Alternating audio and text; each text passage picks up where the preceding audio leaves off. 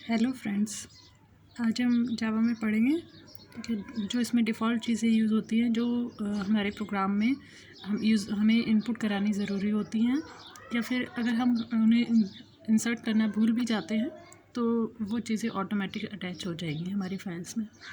ठीक है, last class में मैंने आपको हेलो का प्रोग्राम एक्सप्लेन किया था, उसी प्रोग्राम को आगे कंटिन्यू करते हैं।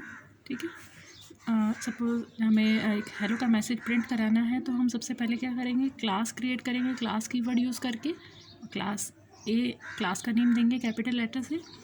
Access modifier public static void main string 3 dot बिना स्पेस के, और यहाँ एक सिंगल स्पेस आएगा, और एस एरे वेरिएबल का नेम हमने दिया है। ठीक है, curly bracket open system dot out dot print L N, hello का मैसेज देके टर्मिनेटर, और हमने ये मेथड को क्लोज़ किया और हमने क्लास को क्लोज़ कर दिया है। ठीक है, अब इस प्रोग्राम में हम कुछ चीज़ें समझते हैं, जैसे सपोज़ जैसे पैकेज हुआ। ठीक है, हमारे पास पैकेज होता है जावा के अंदर, हम पैकेज क्रिएट करते हैं, कंस्ट्रक्टर क्रिएट कराते हैं, इनहेरिटेंस कराते हैं। तो ये 4 चीज़ें हम इसके अंदर देखते हैं कि भाई हमारे जावा के प्रोग्राम के अंदर ये चीज़ें होती हैं कि नहीं होती हैं। तो हम लोग डिस्ट्रक्टर से स्टार्ट करते हैं। ठीक है, एक्चुअली सी प्लस के अंदर हम डिस्ट्रक्टर बनाते हैं गार्बेज कलेक्ट कराने के लिए, या जो हमने ऑब्जेक्ट क्रिएट किया है जिसके लिए मेमोरी अलॉट हुई है उस मेमोरी को फ्री कराने के लिए हम डिस्ट्रक्टर बनाते हैं। बट जावा के अंदर डिस्ट्रक्टर नहीं होता है, ये चीज़ ध्यान रखिएगा। हमें डिस्ट्रक्टर बनाने की ज़रूरत ज़्यादा जावा के अंदर नहीं होती है, क्योंकि जावा के अंदर ऑटोमेटिक गार्बेज कलेक्शन होती है। ठीक है, कैसे होती है? Automatic garbage collection. तो हमें कोई नीड नहीं है कि हम डिस्ट्रक्टर क्रिएट करें अपने प्रोग्राम के अंदर, हमें ये बनाने की ज़रूरत नहीं पड़ेगी। अब नेक्स्ट आता है हमारे पास इनहेरिटेंस, कि भाई हमारे प्रोग्राम के अंदर इनहेरिटेंस है या नहीं है। हमारा प्रोग्राम है क्लास ए, क्या इसके अंदर इनहेरिटेंस कहीं हो रहा है? देखो, ऐसे देखने में तो इसमें नहीं पता चलेगा कि हमारा कहीं हो रहा है या नहीं हो रहा है, लेकिन जावा ने क्या किया है, जो चीज़ें कंपलसरी है हमारे प्रोग्राम को रन करने के लिए वो चीज़ें इसने ऑटोमेटिक इंसर्ट कराई हैं। ठीक है, जैसे हम जावा के अंदर हमारी एक क्लास है, प्री डिफाइंड क्लास है object class, O B O capital है। ठीक है, और ओ बी जे ई ऑब्जेक्ट। ठीक है, ये ऑब्जेक्ट क्लास जो है ऑब्जेक्ट क्लास जो प्री डिफाइन है, और ये जितने भी हम क्लासेस क्रिएट करेंगे सबकी पेरेंट क्लास है। तो सबकी पेरेंट क्लास तो ये तभी होगी ना जब इनहेरिटेंस का कॉन्सेप्ट यूज़ करेंगे। तो यानी इंटरनली जो है हमारे प्रोग्राम के अंदर इनहेरिटेंस सपोर्ट होता है। ठीक है, यानी जावा का कोई भी प्रोग्राम बिना इनहेरिटेंस के जो है नहीं होगा, हर प्रोग्राम के अंदर हमारा इनहेरिटेंस यूज़ हो रहा होगा। अब आते हैं हम पैकेज के अंदर। ठीक है, अब पैकेज देखिए होता क्या है, हम पैकेज को क्यों यूज़ कर रहे हैं, किस तरह यूज़ करेंगे, कैसे बनाएंगे, ये सारी चीज़ें हम बाद में समझेंगे जब मैं आपको पैकेज का कॉन्सेप्ट क्लियर करूँगी, तब मैं आपको पैकेज बता दूँगी। अभी हम सिर्फ ये देख रहे हैं हमारे प्रोग्राम के अंदर पैकेज है या नहीं है। पैकेज, इसके लिए आप सिर्फ एक सिंगल चीज़ समझिए, पैकेज बनाने के लिए हमें लिखना होता है पैकेज कीवर्ड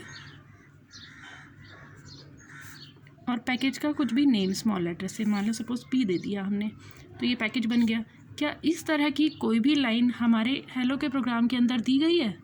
देखिए, ऐसी तो कोई लाइन नहीं दी है। ठीक है, लेकिन पैकेज बेसिकली क्या होता है कि हमारे क्लासेस की कलेक्शन होता है जहाँ हम फाइल को स्टोर करते हैं, कलेक्ट करके रखते हैं। ठीक है, तो इसका मतलब क्या हम अपनी फ़ाइल को कहीं स्टोर नहीं करेंगे? बिल्कुल करेंगे, हमारी फ़ाइल कहीं ना कहीं तो स्टोर करके हम रखेंगे, सी ड्राइव में, ए फोल्डर में, कहीं पे भी। ठीक है, अगर हमने जहाँ स्टोर करना है उस फोल्डर को हमने खुद प्रोग्रामिंग के थ्रू, कमांड के थ्रू यहाँ से कोई नेम दे दिया है, यहाँ पे लिख दिया है पैकेज P1, और देन उसको रन करा रहे हैं, स्टोर करा रहे हैं, तो हम बोलेंगे कि पैकेज क्रिएट हुआ है। और इट में अगर हम सिस्टम में जाकर माउस से राइट क्लिक करके एक फ़ोल्डर बना के उसमें सेव कर रहे हैं तो वो हमारा पैकेज नहीं होगा, वो हमारा फ़ोल्डर होगा। ठीक है, तो इट मीन्स हम यहाँ पे कोई भी खुद से जो है कमांड के थ्रू कोई पैकेज नहीं बनवा रहे हैं। तो यहाँ पे एक्चुअली हमारे पास जो पैकेज होते हैं वो 2 टाइप के होते हैं। एक हमारे पास होता है यूज़र डिफ़ाइन,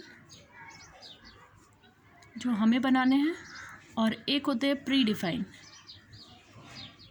जो टेक्नोलॉजी ने बना के दिए हैं, ठीक है।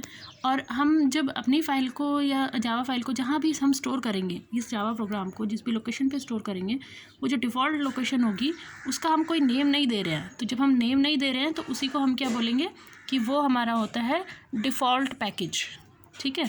डिफ़ॉल्ट पैकेज यानी जिसका कोई नाम नहीं है। इट मीन्स क्या हुआ, जावा का हर प्रोग्राम, चाहे एक डॉट प्रिंट करने के लिए हो, चाहे हेलो प्रिंट करने के लिए हो, विदाउट पैकेज नहीं बनेगा।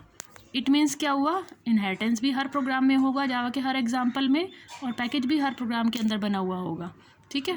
अब हम लोग समझते हैं कंस्ट्रक्टर। देखिए अब कंस्ट्रक्टर क्या होता है, कैसे बनाते हैं, कंस्ट्रक्टर के क्या रूल हैं, वो चीज़ें हम बाद में समझेंगे जब मैं आपको कंस्ट्रक्टर की क्लास कराऊंगी, ठीक है। अभी सिर्फ ये देखते हैं कि जो हमारी क्लास का नेम होता है वही हमारा कंस्ट्रक्टर का नेम होता है। ये हमारी पहचान है, ठीक है, कंस्ट्रक्टर की। तो हमने ऐसा कुछ तो अपने प्रोग्राम के अंदर नहीं डाला है कि क्लास का नेम ए लिखा है तो हमने ए नाम का कोई मेथड ऐसे बना दिया हो कि भाई जिसके अंदर हमने ऑब्जेक्ट वगैरह को इनिशियलाइज़ किया हो या कुछ किया हो, कोई ऑपरेशन परफॉर्म कराया हो। यहाँ सिर्फ एक मेन मेथड बना हुआ है और कोई ए नाम का मेथड नहीं बना है यहाँ पे। इट मीन्स यहाँ पे कंस्ट्रक्टर नहीं है, ठीक है।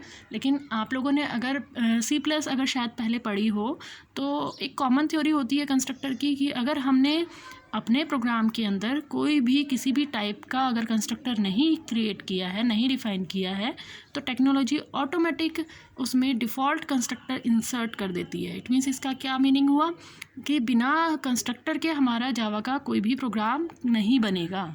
हमारे जावा के हर प्रोग्राम के अंदर कंस्ट्रक्टर होगा ही होगा, चाहे उसे ऑटोमेटिक इंसर्ट कराया जाए, चाहे मैनुअली हम खुद इंसर्ट कर रहे हैं, ठीक है।